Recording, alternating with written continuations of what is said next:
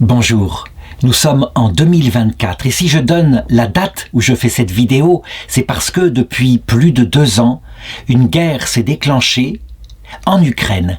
L'Ukraine a été attaquée par la Russie et je dirais c'est une guerre qui ressemble un peu à la guerre de 1914-1918 avec des tranchées, avec des milliers de morts. C'est une guerre dévastatrice.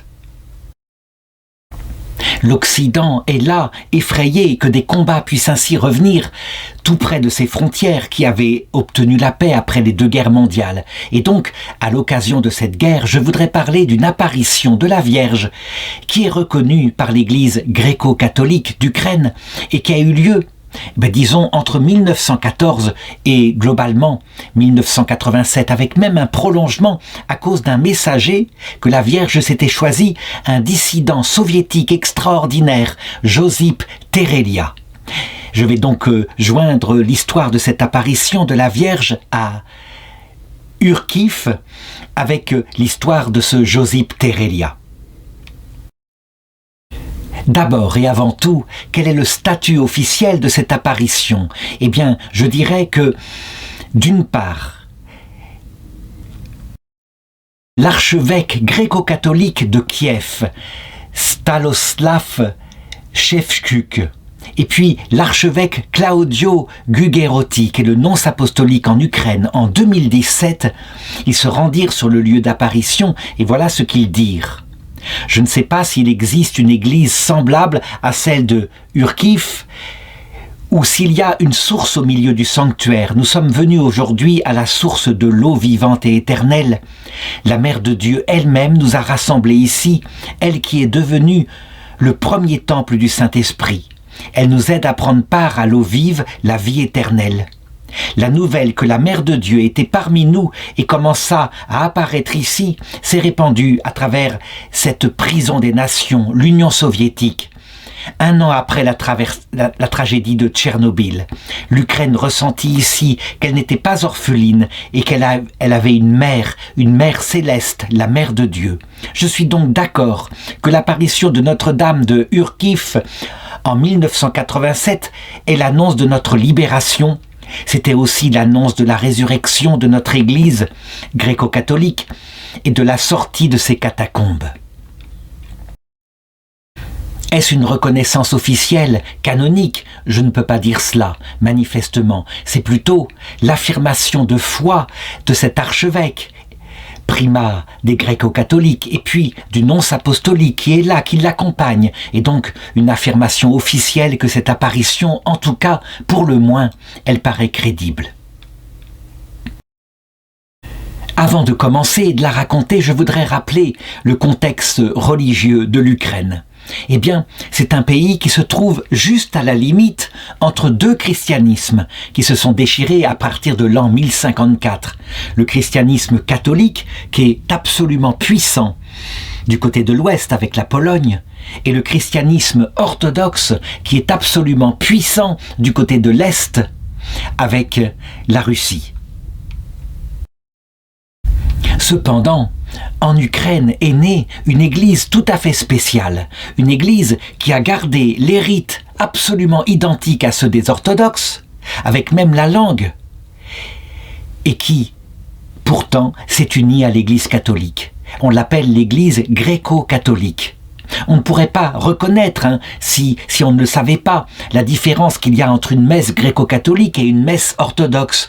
Ça se ressemble trait pour trait, mais la grande différence, c'est que l'église gréco-catholique croit au rôle fondamental du magistère du pape. Et ceci, elle le croit et elle l'a cru dans de grandes souffrances. Il y a eu beaucoup de martyrs. En effet, l'Église orthodoxe, à un moment donné, à l'époque où il y avait des combats entre ces 2 églises, a tout fait pour essayer de ramener dans le giron pleinement orthodoxe l'Église gréco-catholique. Et donc, il y a de grands évêques qui sont morts martyrs, qui ont donné leur vie, qui ont encouragé leur peuple à rester fidèles. Certains ont été canonisés. Et ceci, dès que l'unité fut faite avec cette église, je pense par exemple à Saint Josaphat Kunzevitch, qui était archevêque, et ceci au XVIIe siècle, puisqu'il a été martyrisé en 1523 à cause de son unité avec le siège apostolique. Mais ce qui est très curieux, c'est que quand, en 1917, la Russie devint soviétique et officiellement un pays athée, eh bien, on vit des martyrs de nouveau se produire. En effet, Lénine puis Staline n'eurent qu'une seule idée: faire disparaître l'Église gréco-catholique au prétexte qu'elle dépendait d'une puissance extérieure, la réunir de force à l'Église orthodoxe qui était soumise par leur nomination à des archevêques complètement soumis, inféodés au pouvoir soviétique. Et là encore, il y eut des martyrs. Je pense au bienheureux père Léonid Fiedorov. Il devint parfaitement catholique, et tout en restant moine studite, et il fut poursuivi par Staline. Il resta 12 ans en camp de détention soviétique au Goulag pour sa fidélité, et il mourut de misère en 1935. Mais il y eut aussi le bienheureux Théodore Guirsky-Romza, lui aussi, lui qui était évêque et qui fut martyrisé par le communisme, lui, pour le coup, en 1947, à l'époque de Staline, et pour la même raison. Ceux-ci, évidemment, ces martyrs canonisés, ne sont que le sommet de l'iceberg. Il y a toute une foule de croyants qui, honnêtement, sincèrement, se sont battus pour rester unis à l'Église catholique et à la certitude que le magistère de l'Église, à travers les papes, est protégé à jamais. Alors, à partir de là, qu'en est-il de cette apparition de Ruchif? J'ai du mal à prononcer, c'est un nom ukrainien, mais je vois bien H-R-U, ça doit se prononcer Ru. D'abord, la situation géographique. C'est une ville qui se trouve à 85 km au nord-ouest de Lviv. Mais voici plutôt une carte qui permettra de mieux se situer. Alors en me renseignant mieux sur internet, je vois que Ruchif, ça se prononce en fait Grouchif. Je vais donc essayer maintenant de garder ce nom, l'apparition de la Vierge à Grouchif. Et d'abord, elle est fort ancienne, elle ne date pas du tout de l'époque soviétique, mais bien avant, puisque au XVIIe siècle, à l'époque où Saint Josaphat Kuntsevitch répandit son sang, les gens, paraît-il, peignirent une icône de la Vierge avec l'enfant et ils l'installèrent sur un arbre, sur un poirier, pour la vénérer. Et ce fut la première fois et le premier endroit où la Vierge Marie elle-même sembla bénir cet endroit. Voici à quoi ressemble l'icône en question, peinte par quelqu'un du pays, en tout cas qui fut béni par la Sainte Vierge de cette façon-là. Les pèlerins de l'église uniate, donc de l'église gréco-catholique, se rendaient sur ce lieu pour prier. Ils venaient aussi en procession et à un moment donné, de l'arbre sur lequel était fixée l'icône, voici que une source jaillit, une source d'eau vive et qui fut très vite considérée comme étant miraculeuse. Ça ne pouvait être qu'un don de la Sainte Vierge et donc les Ukrainiens bâtirent une chapelle en 1856 par-dessus cette source. Et ils avaient des raisons d'y croire. Il y avait eu une épidémie de choléra qui s'était déclenchée cette année-là. Et dès qu'on prenait l'eau de cette source, le choléra reculait. C'était incroyable, C'était aussi célèbre que pour nous en Occident, la médaille miraculeuse de la Vierge Marie. Et d'ailleurs, c'était pratiquement contemporain. On sait que le choléra aussi, au fur et à mesure qu'on appliquait cette médaille à Paris, le choléra reculait, s'arrêtait, d'où le nom que lui donna les Parisiens. Voici une image, un recto verso de cette médaille.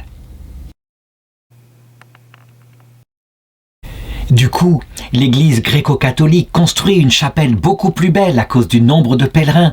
Et ceci se passe en 1878. Donc on peut le dire, l'apparition de Grouchif à ce moment-là, il n'y a pas encore eu vraiment d'apparition. Disons, le lieu où est cette icône devient un vrai lieu de pèlerinage, à l'image du pèlerinage de Czestochowa en Pologne.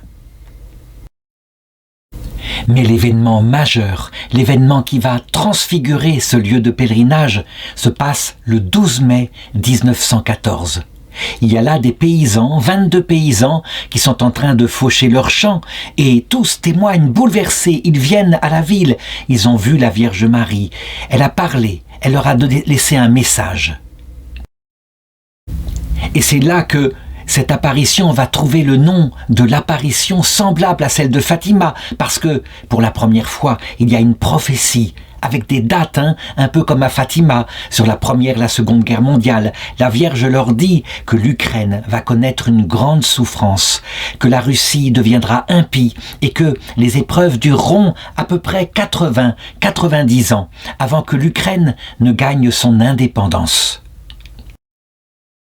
Et c'est vrai, c'est absolument stupéfiant quand on pense que l'Ukraine est devenue indépendante après la chute de l'Union soviétique, donc après 1991. Les dates sont absolument stupéfiantes.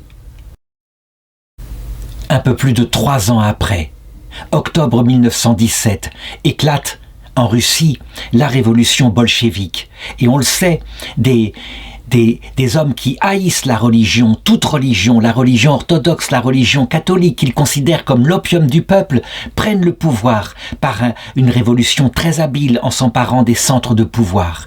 Et à ce moment-là, se répand sur la Russie tous les malheurs qui étaient annoncés.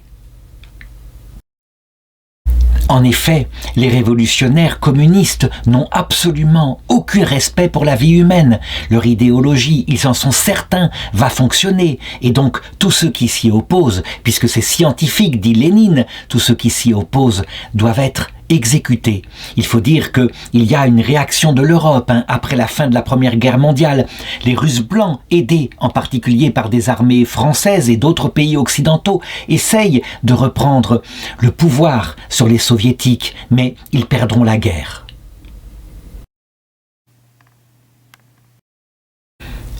L'annonce de la Vierge était terriblement d'actualité. Entre 1932 et 1934, l'Ukraine connaît ce qu'on appelle l'Holodomor.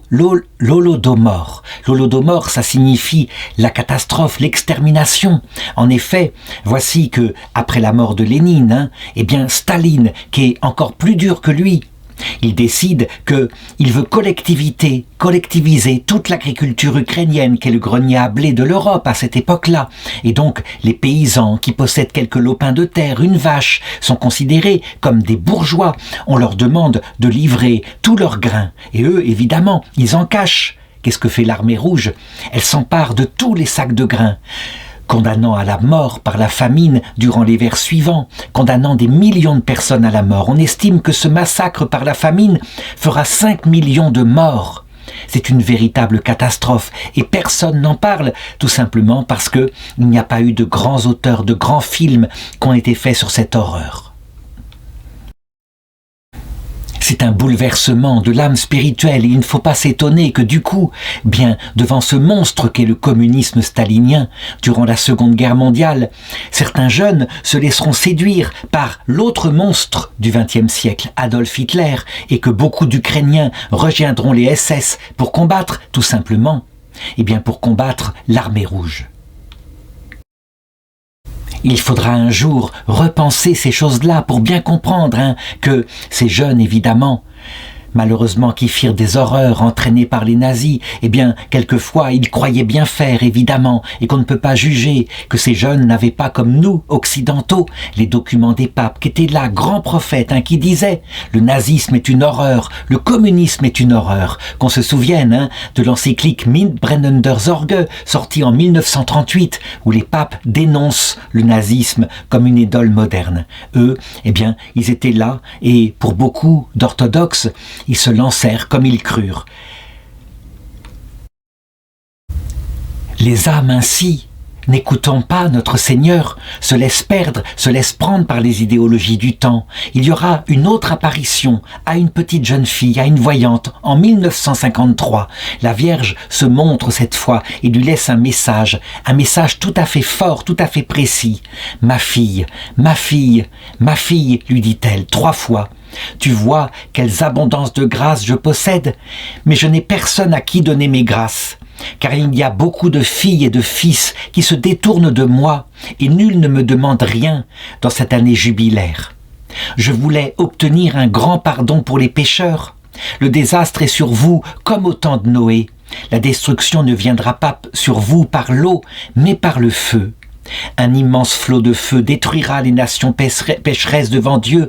Depuis le commencement du monde, il n'y a jamais eu une telle chute comme aujourd'hui. C'est le règne de Satan. Je demeurerai sur cette colline où je vois l'univers entier et les pécheurs, et je distribuerai mes grâces à partir de là. Quiconque viendra se repentir de ses péchés et recevoir cette eau avec foi, je le guérirai dans son âme et dans son corps. Quel est ce feu dont parle la Vierge ici? Eh bien, pratiquement l'année où Staline décède, où d'autres dirigeants communistes vont arriver, eh bien, c'est sans doute d'abord et en premier lieu le feu de l'absence de foi. Le feu de l'angoisse qui règne dans les cœurs lorsqu'on se sépare de Dieu, puisque, on le sait bien, en Union soviétique, il y avait davantage moyen de garder la foi dans l'Occident riche, comme je le dirai tout à l'heure, comme je le montrais, comme Josip Terelia le manifestera lui-même. Donc, c'est d'abord un feu spirituel, mais c'est aussi un feu matériel. Et l'Union soviétique, à cette époque-là, va répandre dans le monde par une guerre, par nations interposées, par ce qu'on appelle la guerre froide, des millions de morts. On estime que les morts du communisme, en comptant la Chine, d'après les livres noirs du communisme, c'est entre 80 et 100 millions de morts. C'est une véritable horreur qu'on ne voit pas. Une horreur qui se transmet aux âmes par l'idéologie communiste. Et je voudrais m'arrêter un instant. 1953, à cette époque-là, il y a quelque part, en Ukraine, un petit garçon qui a atteint l'âge de 10 ans. Je voudrais en parler parce qu'il va avoir un rôle tout à fait fondamental. Il s'appelle Josip Terelia. Il est le fils d'une famille de communistes. Ses parents, tout simplement parce qu'ils y croyaient, puis aussi parce qu'il fallait être du côté du manche. On le sait bien, il y a toujours des gens qui sont prêts à défendre n'importe quelle idéologie, même quand ils n'y croient pas. Ses parents sont donc une famille de communistes. Son père a même organisé la première ferme collective dans cette région, et ceci en 1949, alors qu'il avait 6 ans. Lui, il est né en 1943. Sa mère était une diplômée de l'école supérieure du parti, sous les auspices de la communauté centrale du Parti communiste d'Ukraine.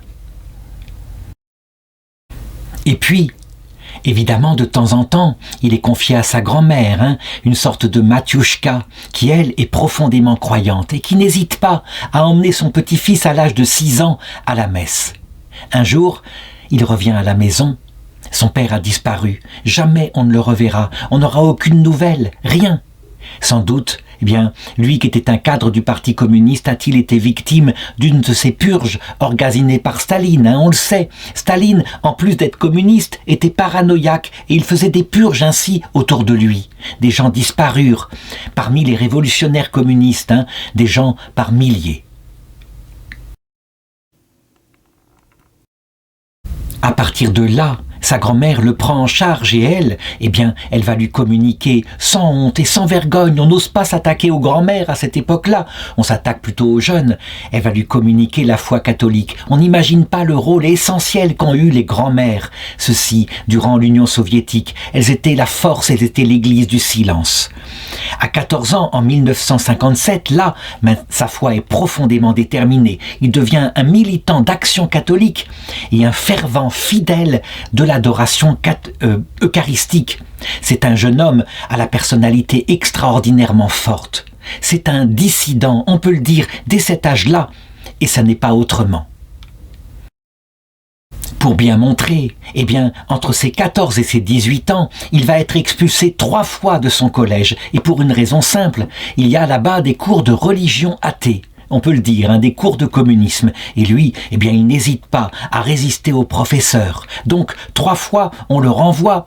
Et les accusations qu'on trouve, c'est hooliganisme. Ça veut dire, c'est un voyou. Il ne respecte pas l'autorité de ses professeurs. Évidemment, il finit par être fiché au commissariat de police ukrainienne et lorsqu'en 1961, il a 18 ans, il termine ses études dans une école technique de construction, alors il a un dossier, il est considéré comme quelqu'un de subversif, quelqu'un qu'il faut absolument surveiller. D'ailleurs, il ne va pas tarder à être arrêté et pourtant, il s'est fiancé. La jeune fille qu'il aime est aussi croyante que lui. Et donc, 1 an après ses 18 ans, à 19 ans, très exactement en 1962, Staline est mort depuis un peu moins de 10 ans. Eh bien, il est arrêté pour la première fois, et ceci pour sa foi. Il est soumis à des tortures, il est enfermé dans la prison de Vladimir, et là, on lui demande de renoncer à sa foi. Et s'il n'y renonce pas, au moins de renoncer au fait qu'il la proclame publiquement.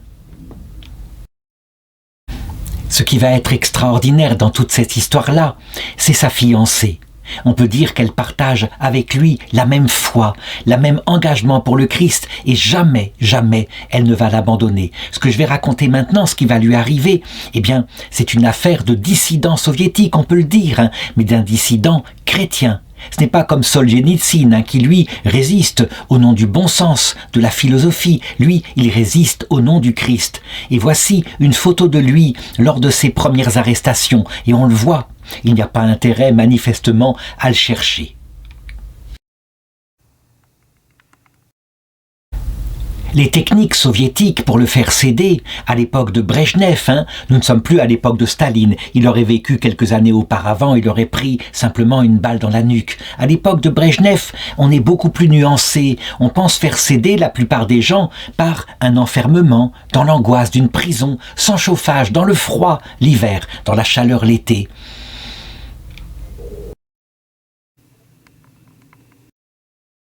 On le prive aussi de nourriture et 6 mois après son premier enfermement, lui, qui est un colosse de la nature, il ne pèse plus que 50 kilos. Eh bien, loin de céder, à ce moment-là, il écrit à Léonid Brejnev, le président du Soviet suprême d'Union soviétique, et il lui demande d'être traité au moins aussi bien que les chiens policiers qui sont à côté de lui. Rien de plus, il ne demande rien de plus. Qu'est-ce qu'il fait tenir? Eh bien, dans sa cellule, il maintient sa foi et il prie, il prie, il prie. Et il y a le chapelet, cette technique de prière qui permet de prier des heures, sans jamais s'en aller dans l'imaginaire, puisqu'il y a des mystères à méditer. La lettre qu'il a écrite était une forme de provocation, et donc on le condamne. Il est condamné en vertu de l'article 222.2, qui signifie acquisition, détention, port, préparation et vente illégale d'armes à feu et d'autres armes. C'est absolument grotesque, évidemment. La seule arme qu'il a, c'est son rosaire et sa parole. Il n'empêche qu'il est condamné, il doit se rendre dans un camp où il y aura des travaux forcés, et là, il devra effectuer 4 années de travaux forcés. Et le temps passe, 1963, il a 20 ans, eh bien, jamais on ne le fera céder, il tente de s'évader. Et là, il est rattrapé, il est condamné à 5 années de camp supplémentaires. 1965, il a 22 ans, il n'a rien perdu de sa verve, et il s'évade de nouveau du camp. Et là, il se réfugie chez ses parents, il se cache discrètement, du moins chez sa mère ou sa grand-mère qui est encore vivante. Il est recherché par le KGB, donc la police secrète soviétique, et on signale à sa mère que, s'il se livre, il y aura une libération, il n'a commis aucun crime, il s'est juste évadé, donc ce n'est pas bien grave. Et donc, du coup, de sa propre volonté, après 7 mois où il s'est caché, il se livre au KGB. Évidemment, c'était encore leur technique, leur mensonge, il n'est pas question de le libérer. Le 22 décembre 1967, à 24 ans, il est jugé cette fois par le tribunal régional de Kirovohrad, et cette fois c'est l'article 62.1, donc qui semble beaucoup plus adapté. Agitation et propagande anti-soviétique, pour sa présentation tendancieuse de l'histoire ukrainienne et ses inventions calomnieuses sur la politique du gouvernement du parti. Il est condamné à 3 années supplémentaires de goulag,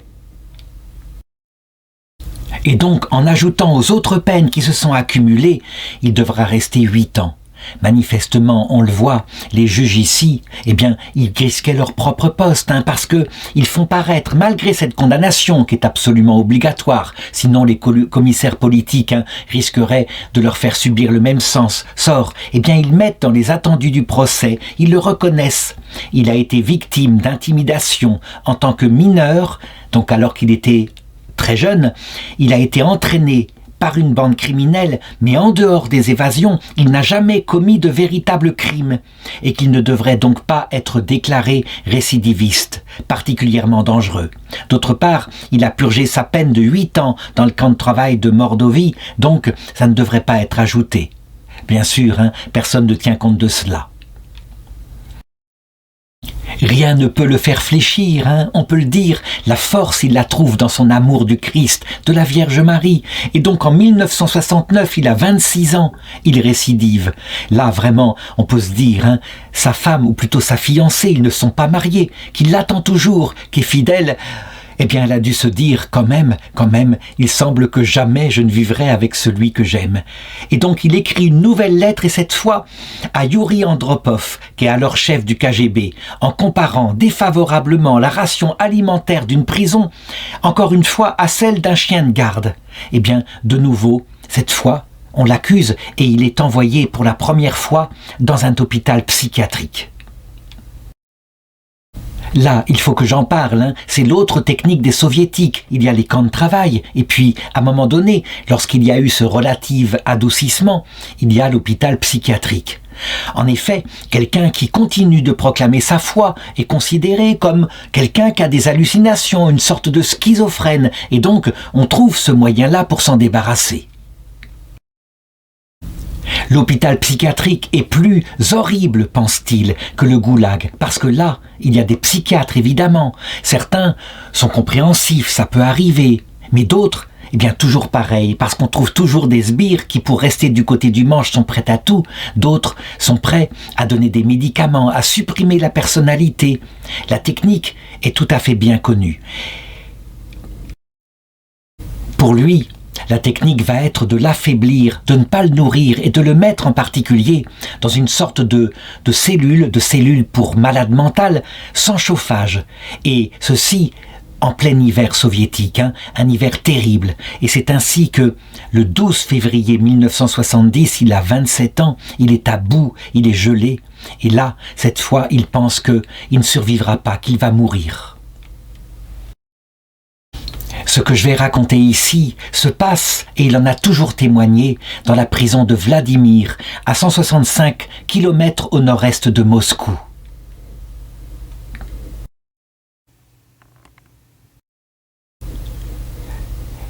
Il y a tout d'un coup une chaleur intérieure incroyable qui se met à l'envahir, quelque chose de tout à fait anormal, alors qu'il est là grelottant contre un bas-flanc. Et puis, tout d'un coup, en plus de cette chaleur qui a pris son cœur, voici qu'une lumière lui apparaît. Et dans cette lumière, il y a une dame, une très belle dame, une très jeune dame, lumineuse, qui se présente. Elle est la Vierge Marie.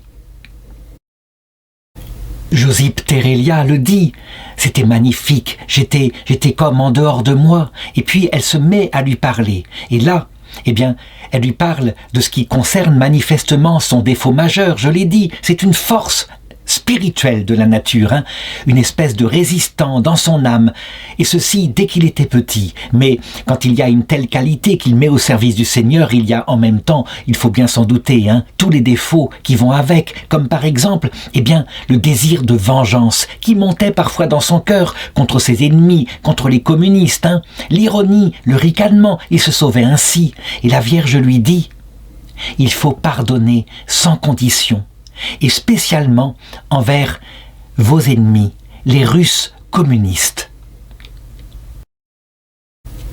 Ce message lui tombe droit dans le cœur. C'est évidemment la chose qu'il a le plus de mal, la plus grande tentation, pardonner à ses ennemis. Comment pourra-t-il le faire Peut-être en priant pour eux. Toujours est-il qu'il entend ce message. Et puis, la Vierge lui fait cette prédiction. Vous avez encore devant vous des années d'épreuve et d'humiliation. La Russie reste dans l'obscurité et dans l'erreur. Jusqu'à ce que le peuple se repente et accomplisse l'œuvre de mon Fils, il n'y aura pas de paix, car la paix ne peut venir que là où il y a justice. Priez pour vos ennemis, oubliez-les, et une route de lumière s'ouvrira devant vous. Le conseil est absolument bouleversant, et c'est vrai, la colère qu'il éprouve pour ses ennemis, c'est la chose qui le rend le plus faible. S'il arrive à leur être ou plutôt à être indifférents et à prier pour leur propre salut, il sera beaucoup plus libre. Et donc à partir de ce moment-là, il va se mettre à lutter contre la colère en lui et le désir de vengeance. Et il faut se rendre compte effectivement que l'épreuve va durer une année de plus, puis une autre année de plus, et 2 ans plus tard, jour pour jour, de nouveau, il est ainsi dans une cellule, dans le froid de l'hiver. Nous sommes le 12 février 1972, il a 29 ans. Il faut bien considérer qu'il a réussi à faire des efforts, mais que sa jeunesse passe terriblement, mais il ne cède pas. Il veut absolument garder solide sa fidélité à Dieu et à la Sainte Vierge qu'il a vue. Eh bien, ce jour-là, de nouveau, il est au secret et la température est au-dessous de moins 20 degrés. Et ces geôliers l'ont placé là pour qu'il y meure. Ils ne veulent pas de paperasse, ils en ont assez de cet homme-là.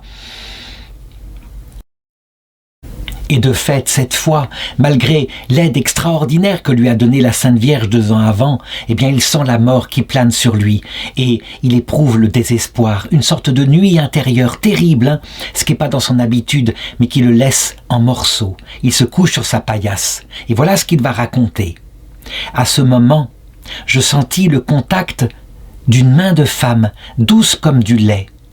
Et tout d'un coup, j'étais réchauffé. Je sentais la chaleur dans la pièce. Je pensais que j'étais halluciné, que j'étais en train de mourir, de passer dans l'autre monde. Mais alors, j'entendis la voix. Vous m'avez appelé et je suis venu vers vous. Vous ne croyez pas que c'est moi ? Et de fait, il la voit, c'est encore la Vierge Marie, tout aussi belle, tout aussi jeune, et elle lui parle, et elle lui annonce que non, il ne va pas être encore libéré. Il n'a fait que la moitié du chemin, mais qu'elle demeure auprès de lui.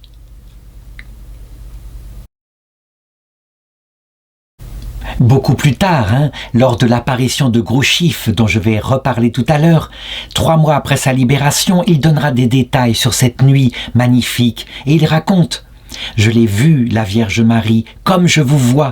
Je voulais l'atteindre, je pouvais l'atteindre, la toucher. Je la sentais et je pus la toucher. »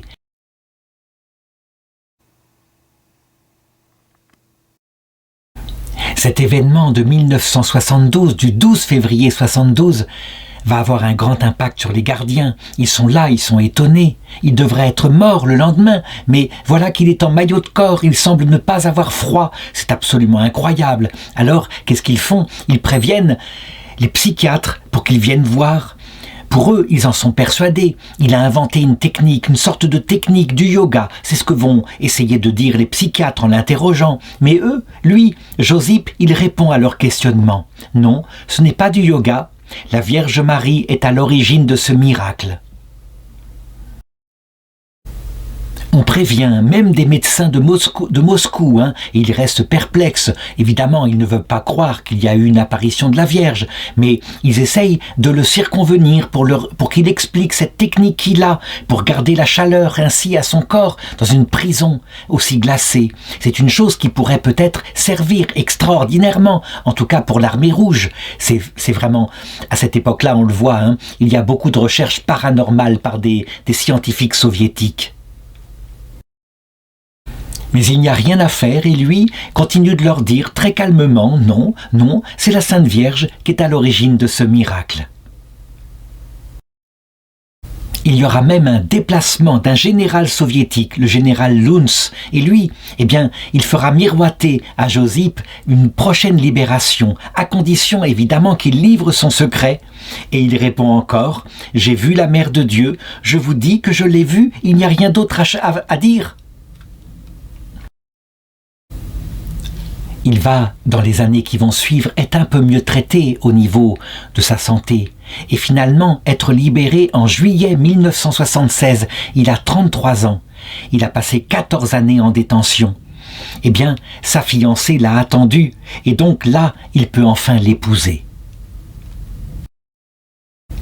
Ils vont avoir plusieurs enfants, mais je dirais, rien ne le fait changer d'avis.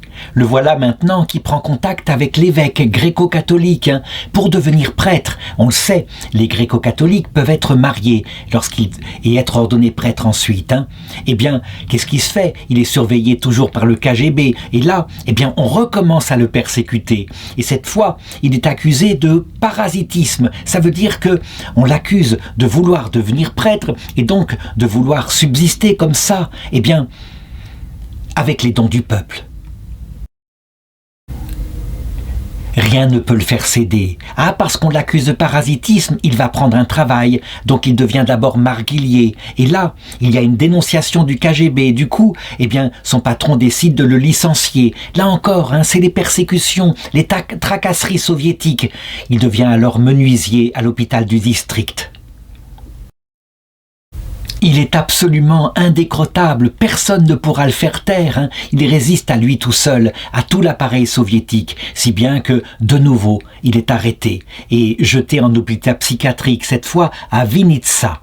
Et là, il en sort, eh bien, quelques mois plus tard, un mois plus tard à peine. Il est hospitalisé le 2 novembre, il sort le 30 novembre. Eh bien, il écrit de nouveau à Yuri Andropov une lettre ouverte, cette fois que tout le monde peut lire, où il raconte tout ce qu'il a subi dans les camps de travail, les prisons, les hôpitaux psychiatriques.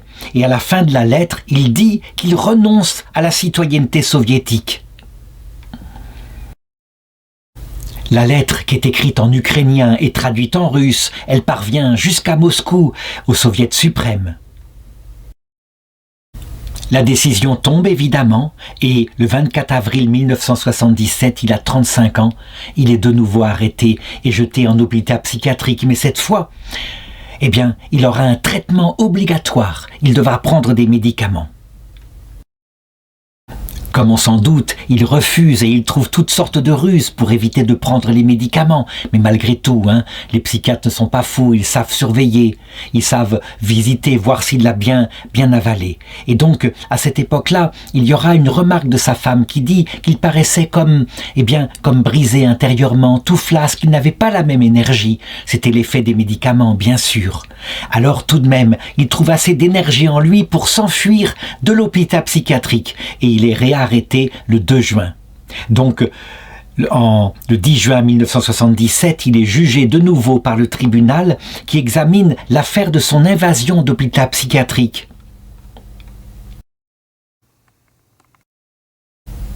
Il est isolé de nouveau et sa femme, qui est médecin, eh bien, elle n'hésite pas à porter plainte pour lui devant l'Association psychiatrique mondiale. C'est un traitement infamant, bien évidemment. Alors, finalement, il est placé dans un hôpital psychiatrique spécial à Dniepropetrovsk et le psychiatre va lui conseiller à ce moment-là, celui qui le soignait et qui lui sait bien ce qui se passe, eh bien il lui dit que la meilleure méthode ce serait de fuir l'Union soviétique, d'aller en Occident. D'autres dissidents soviétiques comme Sakharov, comme Kalitrastova écrivent une lettre à ce moment-là pour le défendre et on pense qu'évidemment, s'il a été enfermé en hôpital psychiatrique, c'est à cause de la publication de sa lettre ouverte à l'Ouest.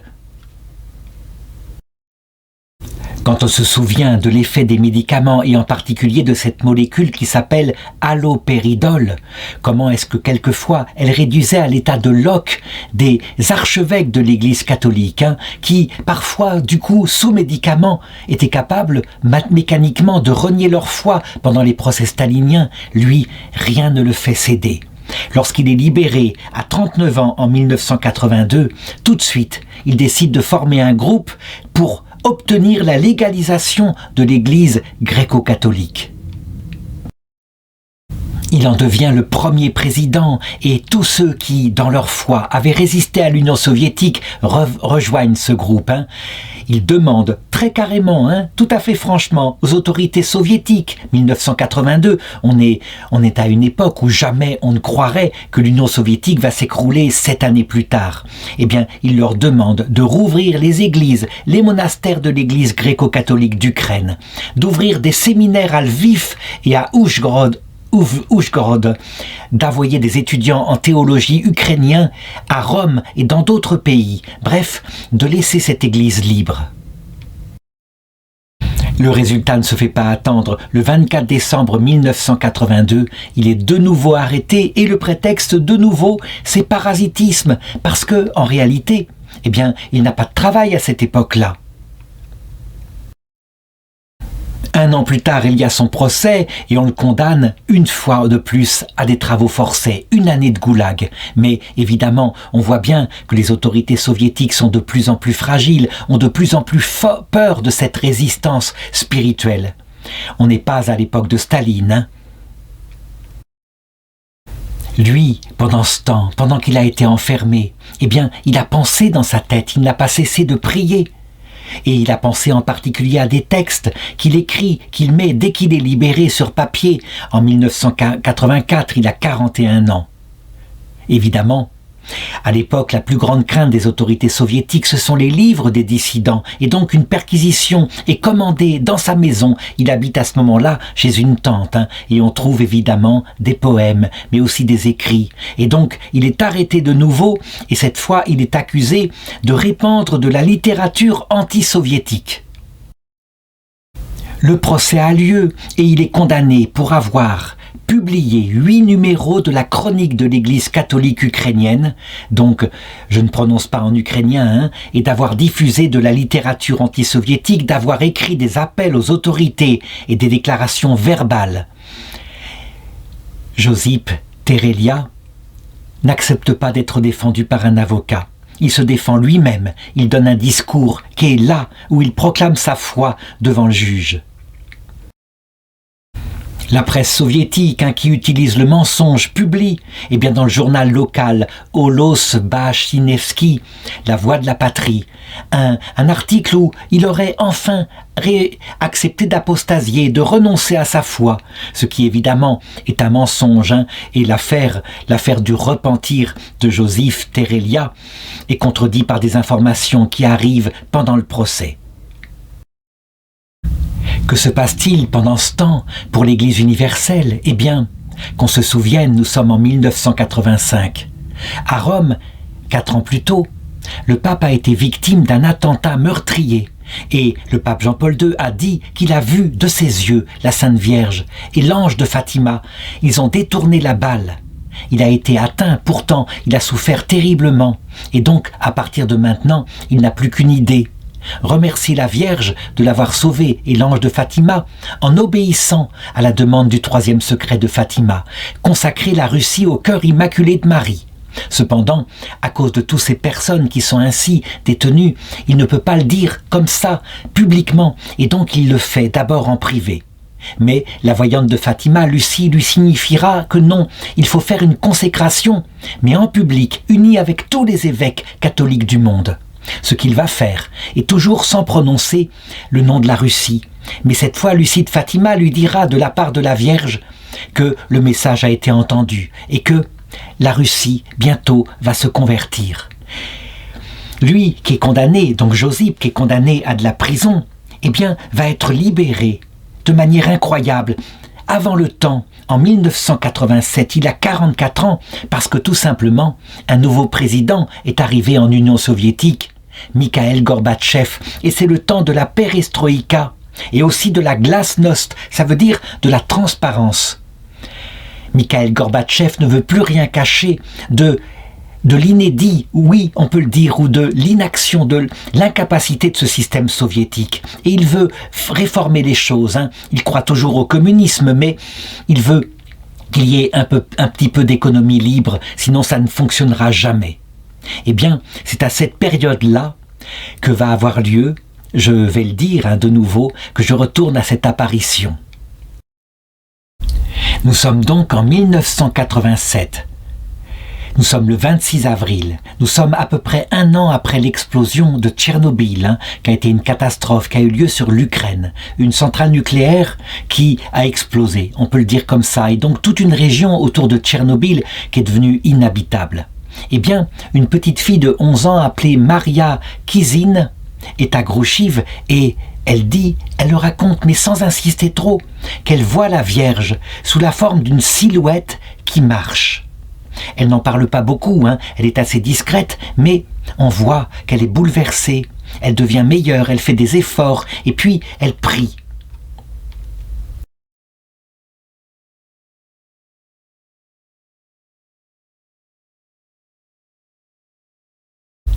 La nouvelle se répand en Ukraine. La Vierge serait en train de revenir sur Grouchiv et donc les gens commencent à se diriger de nouveau vers ce lieu de pèlerinage et les foules de plus en plus nombreuses. Or, parmi eux, à un moment donné, le dissident dont je viens de raconter l'histoire, Josip Terelia, entend parler de cette apparition. Il revient lui-même sur le lieu et là, il a la grâce de la voir lui aussi et il la reconnaît. C'est bien la même Vierge Marie, c'est elle qu'il a vue en prison alors qu'il était au seuil de la mort. Et la Vierge le voit et la Vierge lui parle plus tard lorsqu'il sera parti en exil au Canada parce que finalement pour sa santé il finira par quitter ce pays. Il écrira ce que la Vierge lui a dit à ce moment-là, une série de prophéties extraordinaire qui concerne en particulier l'avenir et le passé de l'Ukraine. Voilà la première chose que la Vierge Marie lui dit dans un livre qui s'appelle Witness, qu'il a écrit à cette époque-là. « Ô Ukraine, ma fille, dit la Vierge, je suis venue vers toi car c'est toi qui as souffert le plus pendant toutes tes souffrances et tu es restée fidèle au Sacré-Cœur. Je viens vers toi pour que tu puisses aller convertir la Russie. Priez pour la Russie, priez pour la nation russe qui est perdue, car si la Russie n'accepte pas le Christ en tant que roi, on ne pourra pas éviter la Troisième Guerre mondiale. »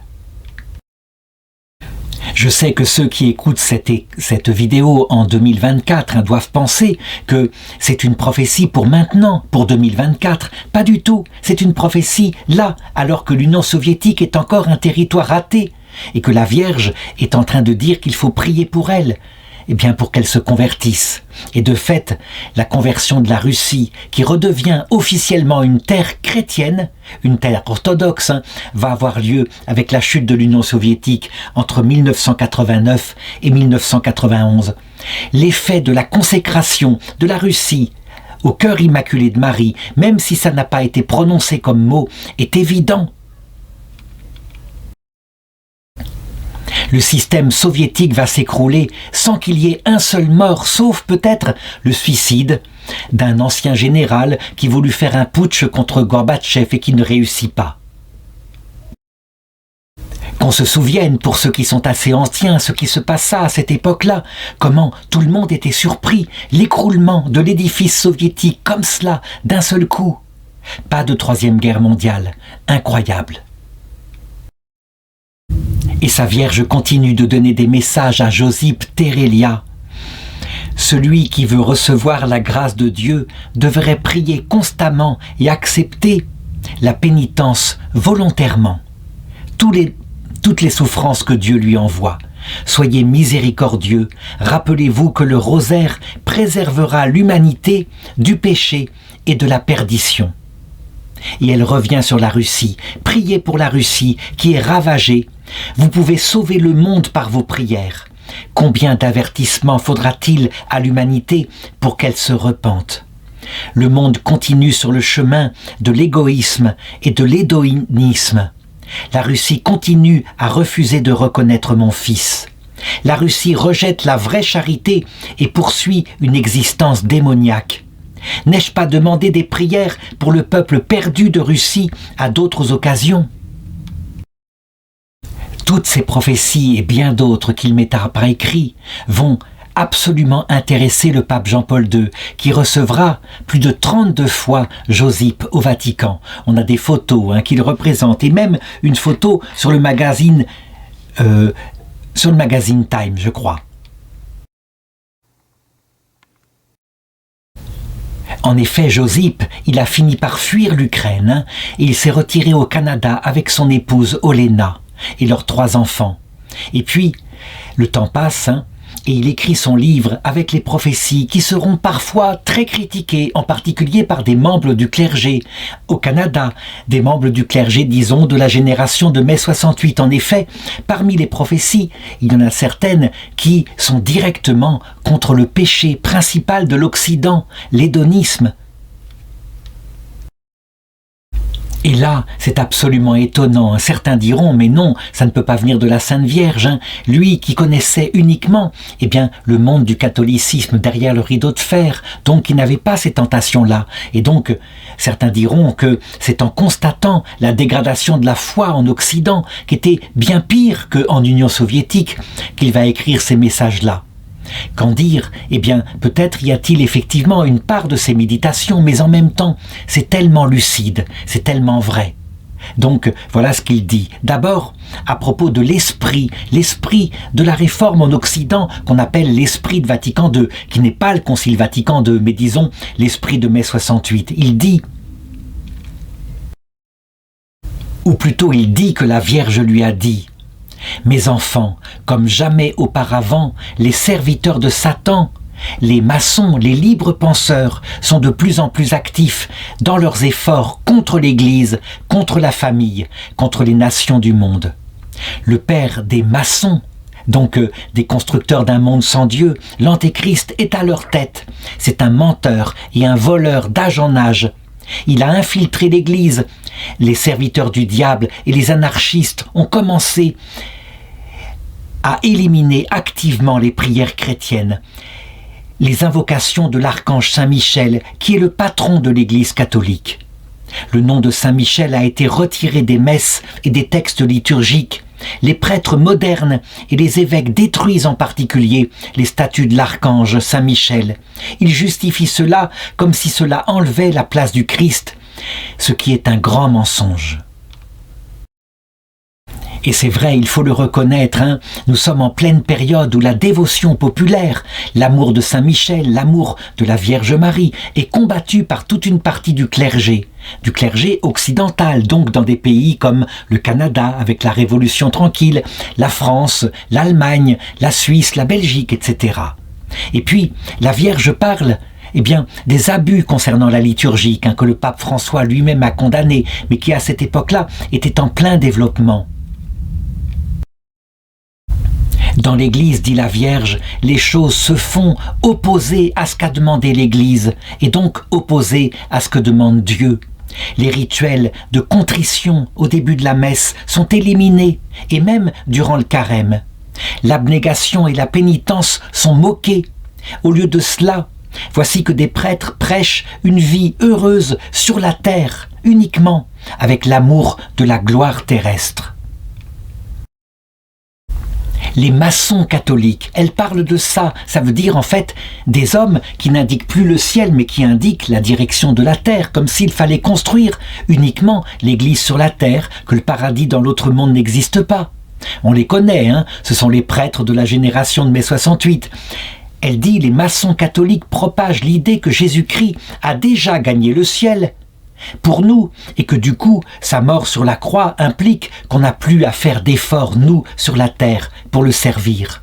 Ils utilisent des prêtres modernes pour falsifier la Sainte Messe, pour qu'aucune sainteté ne demeure.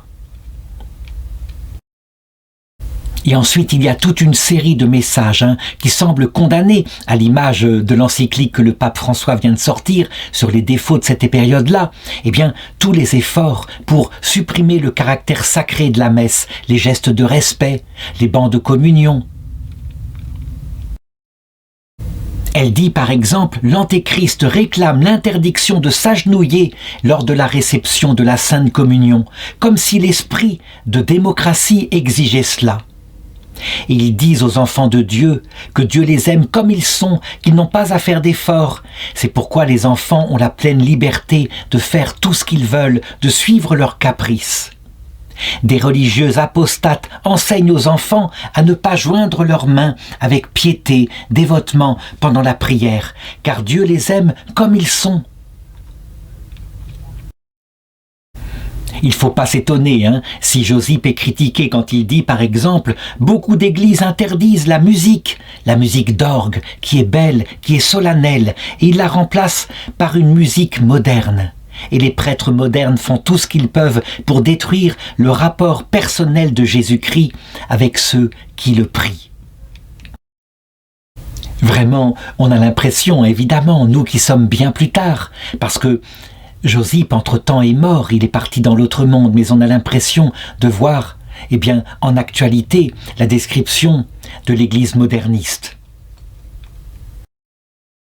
Comment est-ce que Josip a terminé sa vie? Eh bien d'abord, il est devenu veuf. Sa femme Olena est décédée.